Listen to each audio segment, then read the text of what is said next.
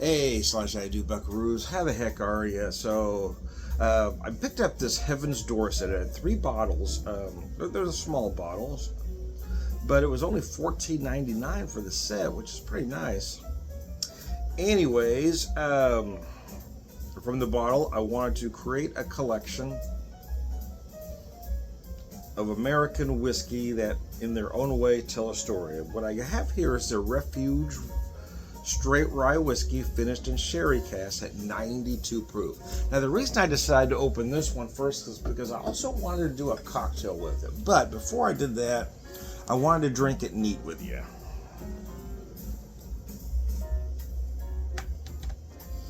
To get a feel for the whiskey. And then I'm going to make a cocktail. It's one I put together the other day, but not with this whiskey.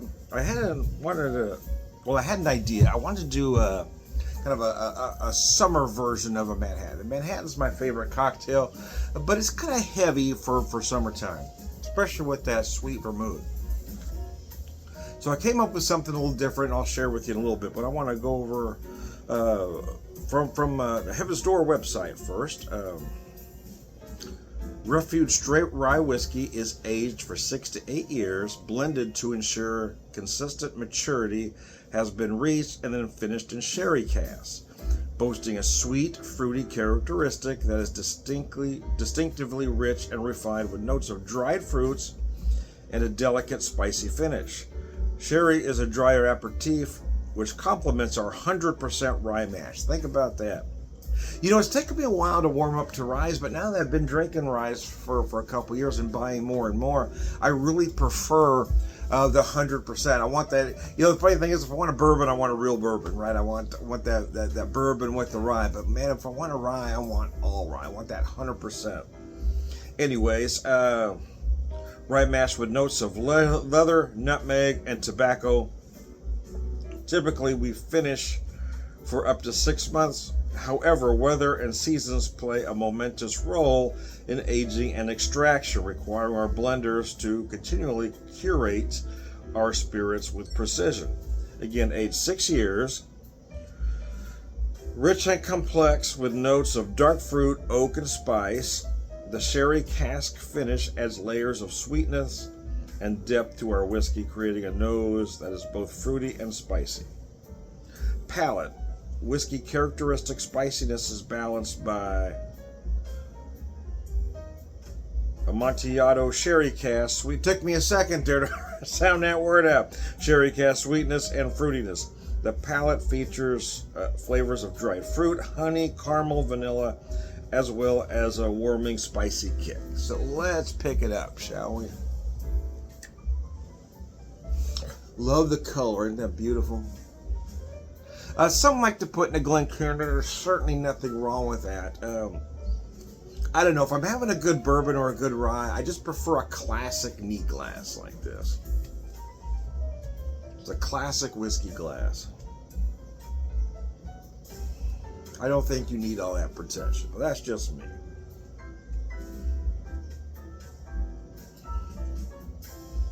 That nose is amazing, yes. Oak and vanilla is obvious. They mentioned caramel, but they're really emphasized dark fruits.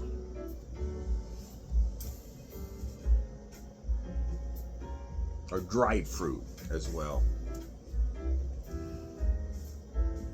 What I was picking up almost like a fruitcake-like note, but in a good way, like the dark dried cherries and apricots that you might find in a fruitcake.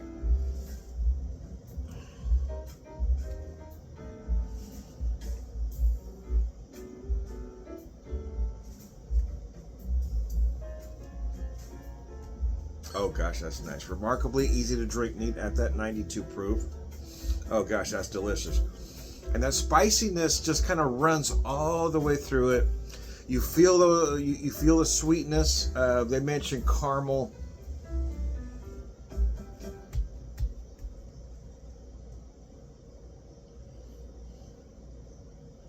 Sweet, fruity characteristic. I'm going to say a little bit of light brown sugar because you get just a hint of molasses in there.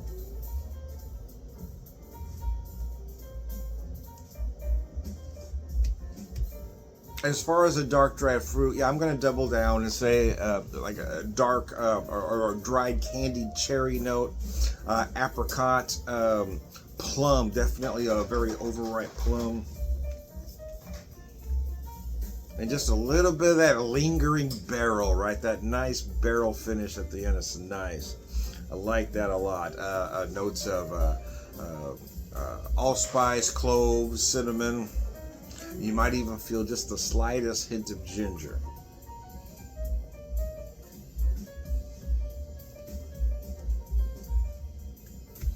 Man, that's beautiful. Yeah, right there, that drink right there, I got almost solely stone fruit. A lot of big stone fruit notes. Again, overripe plum, apricot. You might feel some nectarine in there. Definitely some dark cherry as well, though.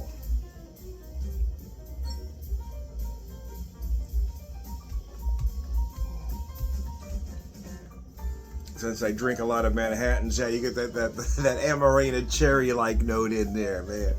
It's delicious. Oh.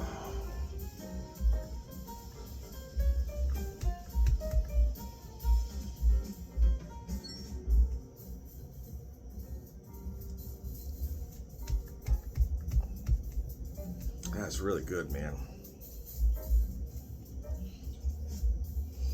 Oh,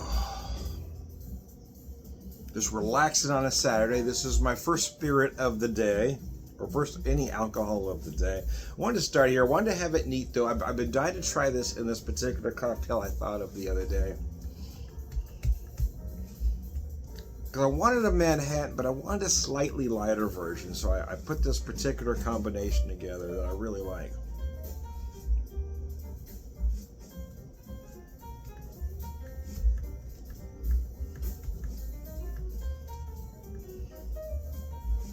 But this whiskey is just amazing. Rocks, if you want to put on the rocks, I don't see why you couldn't if you prefer your whiskey cold. I would just be careful to not to do. If you're using smaller cubes, I'd be careful. If you're using one big cube, yeah, but just don't let too much water get in there.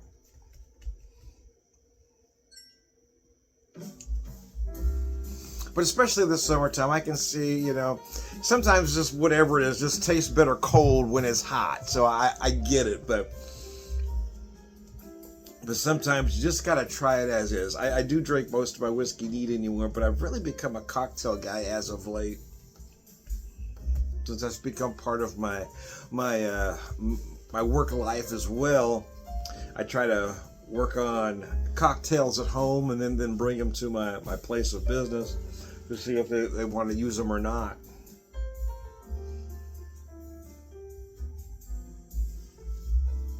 And to be honest, everything is a variation on a theme at this point. I was looking through a bartender's Bible that I had for I don't know how many years, and I was looking at some of the cocktails in there. And almost everything they've got by a certain name, I've seen by other names in other places. So, again, everything's just kind of a variation on a theme at this point.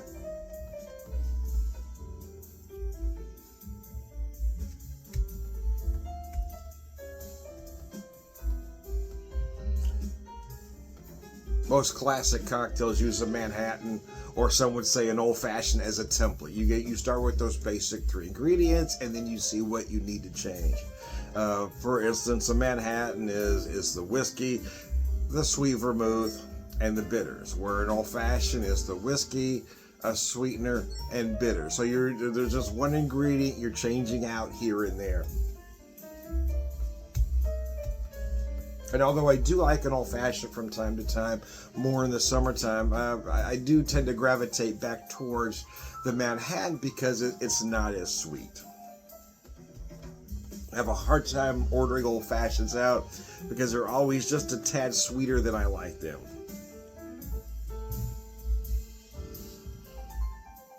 So when I'm at work, I try to listen to my customers. Some will say I don't like it very sweet, just a little bit of simple, and I make it accordingly. I'm not so rigid that every cocktail has to be exactly the same. Now you want a little bit less sweetener, we can do that.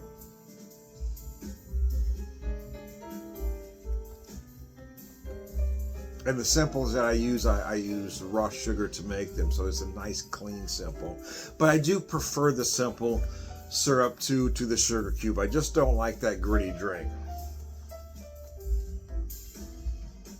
But I have run into a few people that use a sugar cube just for that reason, because they like a little bit of that grit. For me, it's a texture issue. It's a sensory thing. I don't like it, but some don't like that simple, right? They think it's watering the drink down too much. Anyways, I'm going to finish this up, and I will be right back with my cocktail. All right, how you do, buckaroos? How the heck are you? I am back. Here's the cocktail. As you can see, I've got a lemon and dark cherry garnish on there. Why would I have both of them? Well, here's the thing. No matter what kind of Manhattan you're making, I feel like a dark cherry always has to be involved. But because I did this one just a little different, here's what I did here, is I used that rye with a Dolan Blanc vermouth, not the dry vermouth, but the Blanc, to make it a little brighter, but also add just a touch of sweetness in there. And then I use some lemon bitters, which is why I'm using the lemon in there. And I also use just a couple drops of a foamer. I didn't use the egg white. I just, you know what I'm talking about, right? This was from the Fee Brothers. They call it the Fee Foam. Anyways, just to give it a little bit of foam on top. You don't have to do that. I don't do it every time, but I kind of like the presentation.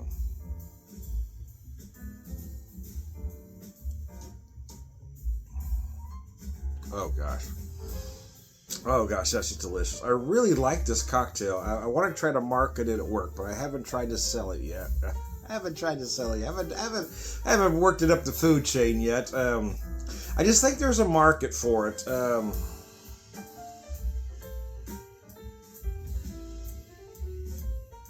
My summer Manhattan, I'm tentatively calling it Summer in the City.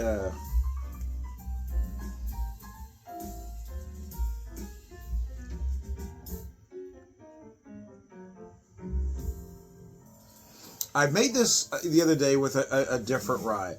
And using this one, gosh, I like it better with this particular rye. Now I've got to buy a big bottle of that rye because this works so well.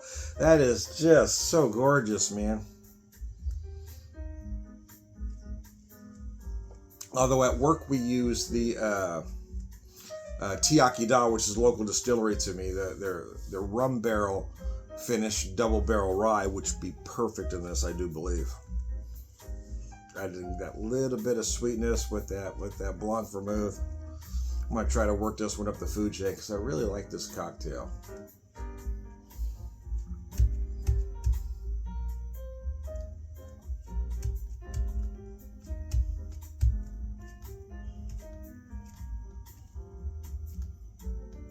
And it gave me an excuse to buy lemon bitters. I have grapefruit bitters. I've had grapefruit bitters. I have peach. I got cherry. I got orange. I got orange citrus. I've got cranberry as we get more into that season. I have black walnut. I have toasted almond. I've got all sorts of stuff going on. I'm kind of a bitters junkie at this point. Anytime I see something different, something I don't have, I have to pick it up. For my birthday, folks at work gave me a bucket of a lot of stuff, but in that bucket was a mixed box of strong water, 6 different bitters from strong waters that are really good.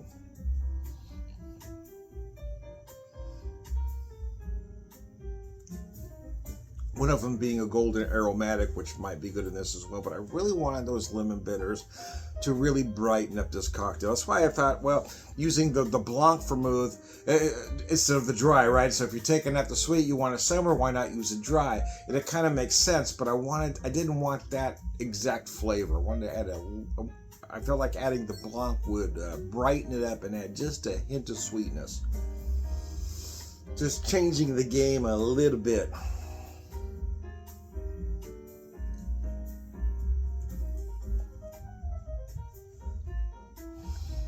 But I like this. Typically, a cocktail like this would be considered more of a digestif, but the brightness of it, I think, lends itself well to be more of an aperitif. Especially since this particular rye is sherry barrel finished.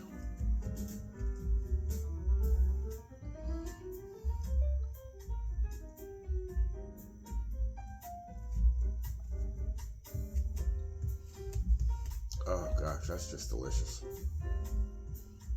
Using this interesting, unfortunately, my wife bought a set of 3 of these, or they had 3 of them, she bought 3 of them. Unfortunately, I broke one the other day.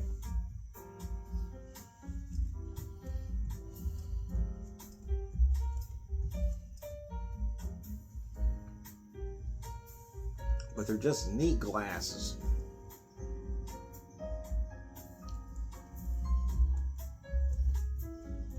And I really like the coupe style, especially for any type of straight up cocktail, right? Whether it be a Manhattan or even a martini. And I would say at least 70% of the time, even when I make my old fashions, I serve them. I serve them straight up. I just don't like ice in a glass.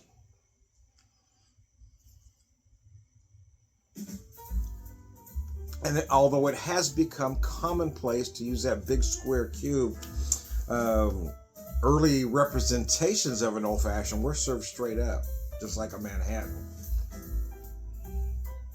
for that elegant presentation. Sometimes that the garnish just gets in the way, though. Let me pull it out for a second. As I finish this cocktail up, I also like the color. Again, it just feels bright. It feels summery. So, kind of a summer version of a Manhattan. I just changed that vermouth out.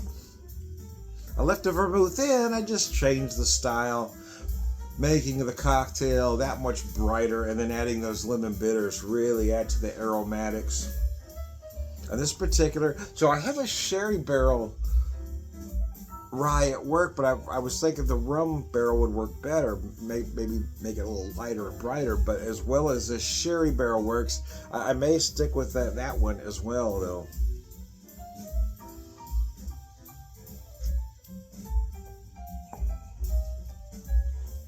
Oh gosh, that's gorgeous. That really is a nice cocktail.